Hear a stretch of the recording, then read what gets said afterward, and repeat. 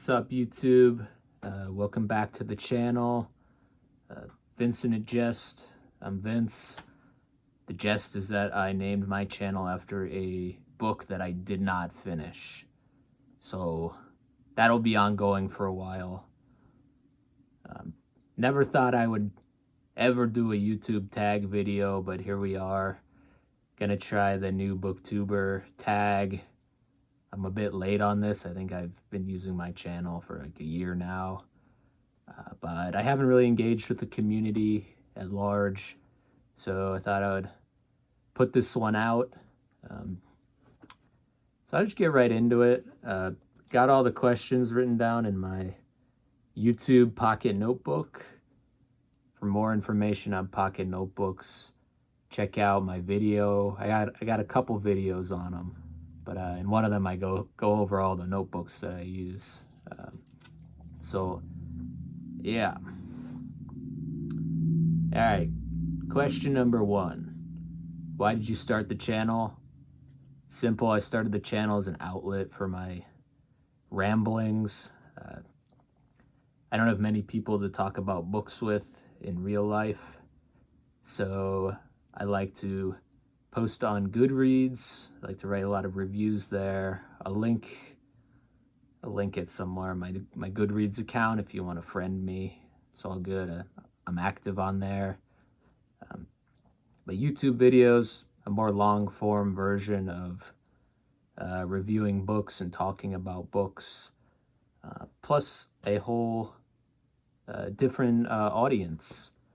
I can get my personality out there a little, what remains of it, and just chat about things and engage with the viewers. I think that's a great component of YouTube.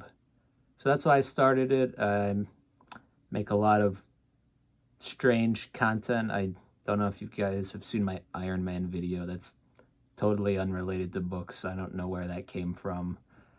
But yeah, that's why I started the channel. Just like to talk about books and things, other things, you know. So, question 2, what are some fun / unique things you can bring to Booktube? Fun? No fun. No fun. We don't have fun here. This is not a fun channel. I'm being facetious. Unique things. While this might not be unique, I do bring an eclectic reading taste to the community. I read all sorts of things.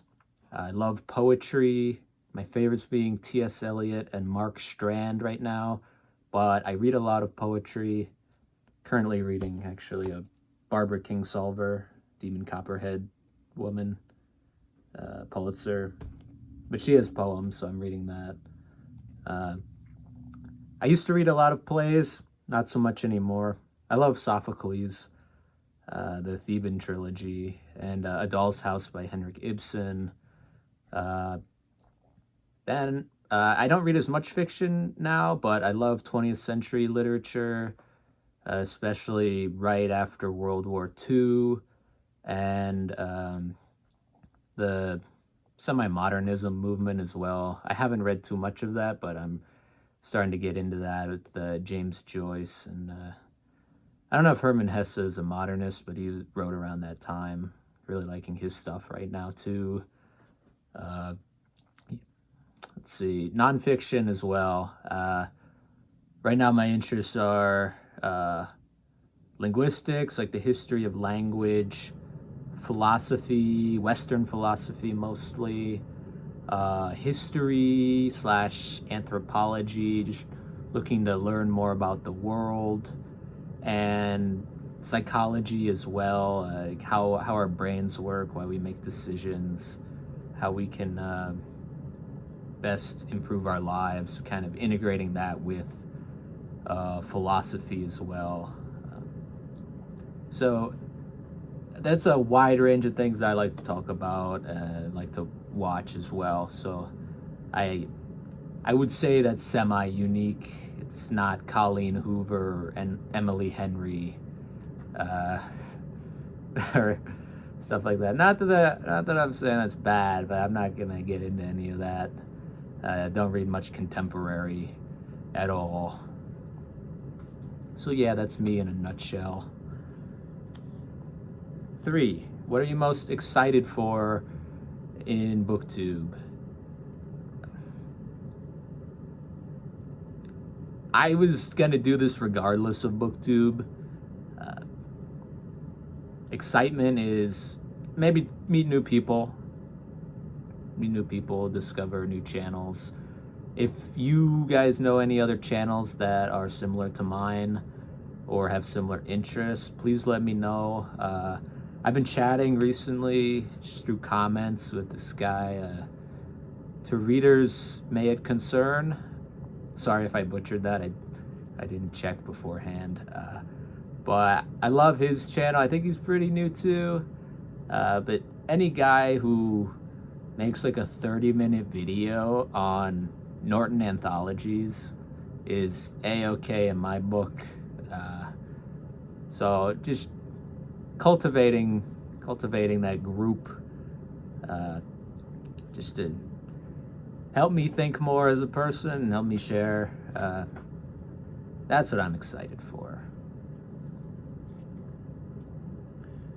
4. Why do you love reading? It's an easy one because reading's awesome. You don't have to be social when you're reading. Just kidding. But I like to think deeply about things, and while meditation, being silent with myself, I do think it's helpful, but stimulation is key, and books stimulate the mind in a way that most things don't. It's an aid to contemplation, to the acquisition of knowledge, to learning about yourself, and through yourself, learning about others and the world. That's why I love reading. People have so many great stories to tell and so much wisdom to offer. And that comes through the outlet of books, which is why reading is my number one pastime, my hobby, my avocation. Sometimes I wish it was my vocation, but I don't think reading pays very well. So maybe someday. Question number 5. What book series got you into reading? I got 3 from childhood. I got them right here, actually. First up, Harry Potter and the Sorcerer's Stone. I don't know how many times I read Harry Potter as a kid. At least 5. So great. Such great memories of this series. This copy I had as a child, and I distinctly remember reading it multiple times on a 2-week trip to Ecuador when I was like 8. I would just sit in the room and read this book. And I think I was in 3rd grade when the last one came out. And that's about when I was getting through the end of the series. So while I wasn't at the age where I grew up with the series, it was a foundational step in my reading, and I've read it all. Even post-college, I think I did a read-through once. So awesome series, as everybody knows. Next up, Millennial Gen Z wouldn't be complete without Percy Jackson. I cranked through these books so many times. I never quite finished the sequel series. I aged out of reading around then, which I'll talk about later. But the original 5 books are so great. I read the first 2 again recently, and they hold up well. I don't think they're amazing anymore, but they're fun and they're funny, exciting, and inspired a great love of mythology for me that I don't know if I would have gotten that otherwise. So very grateful to Rick Riordan for that. I love the Percy Jackson series. And last up, maybe my favorite series of all time from childhood, we got The Edge Chronicles by Paul Stewart and Chris Riddell. It's a whole big series. My favorites were the original 3 trilogies, which follow a generational family unit, and then the 10th book as well. These books have such a great world. The Edge, so many great cultures and places, and all the illustrations by Chris Riddell are really what sold the series for me. This guy is an absolute master of creating creatures, and the world would not be what it wouldn't be special without Chris Riddell's illustrations, in my opinion. So if you got kids, I would recommend reading them The Edge Chronicles. They're awesome. So yeah, those are my 3 foundational childhood series.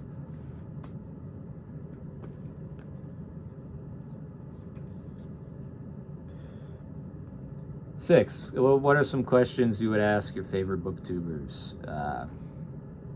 What's going on? How's it going? What's up? That's it. 7, what challenges will be the hardest for you on Booktube? I think one challenge for me is filtering through the terrible video ideas I have that just suck into me. Like that Iron Man one. It consumed me and I had to just vomit it out onto the screen. And while I am a proponent of making content for me and not caring about like views, like I don't care if you watch or subscribe, I'm going to share regardless. But catering to at least a minor aspect of the audience, not just producing crap all the time. Like for example, I made this short that I didn't publish, but it was I found a connection between something Alexander Pope wrote and an Elvis song, and it was, I mean, there was a connection, but the content was terrible, and thankfully I didn't post it, I don't think, but just figuring out what to post, like, I'm not somebody who has a schedule or tries to pump out things. I just do things when I want to, and when I don't want to, I won't. So, yeah. 8, when did you start reading? I don't know. 3? I don't know when kids read. When I was a child, I read a lot. I remember getting in trouble at school for reading. Then I got an iPod Touch and got on like phone games and such, and then that was, I think, 8th grade, and then I didn't really read in high school or college. And then I think in 2021 I started reading a few books. And then 2022 is when I really hit the gas again. Read so much science fiction and fantasy. And then I read Frankenstein, The Stranger, and Slaughterhouse-Five. And that really transitioned me into the classics. Then I started getting pretentious and wanting to learn about things. So I started reading nonfiction. And then I read T.S. Eliot, and now I read poetry as well. So now I'm all over the place. But yeah, I'm glad to be back reading again. 9, where do you read? I read all over the place. Currently I live in this little Raskolnikov dungeon. I don't really read much in my room, but I am moving in a few months, so there will be an upgraded setup at some time. Sometimes I read here at my desk. I'll read before bed, in my bed. Read in the living room. A couple of my favorite spots to read, though, are the coffee shop near my house and the pub right across the street from my house. There's nothing wrong with going to the pub and getting a drink and reading a book. And I'll also check out my branch libraries. As well. It's a good place to study. I do kind of wish I read outside more, but I read a lot of nonfiction, and reading nonfiction outside is tough with wind and sun when you've got all sorts of tabs and pens and highlighters. Sitting at a table or a desk inside is more conducive to that. That being said, I read poetry outside. Well, inside as well, but outside is more ethereal, you know.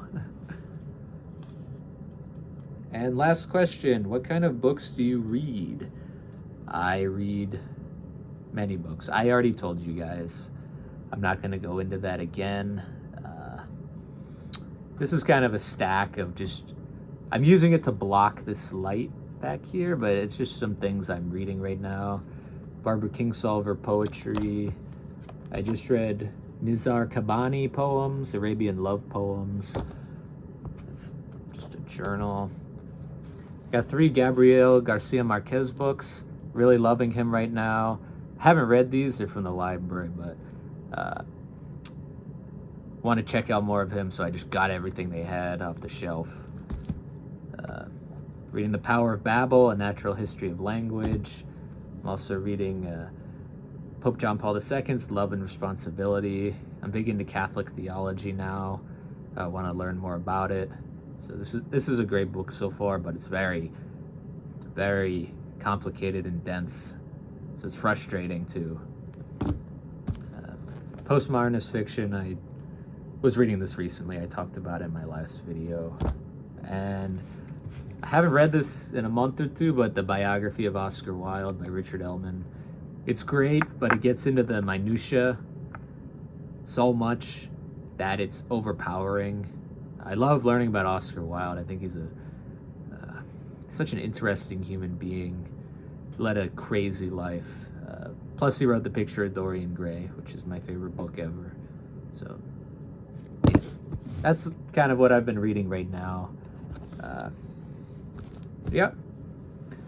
Thank you for watching. Let me know if you read the same things or you have a disagreement with me. Disagree with me. I like that. You can also agree with me. That's okay. I'll forgive you if you agree with me.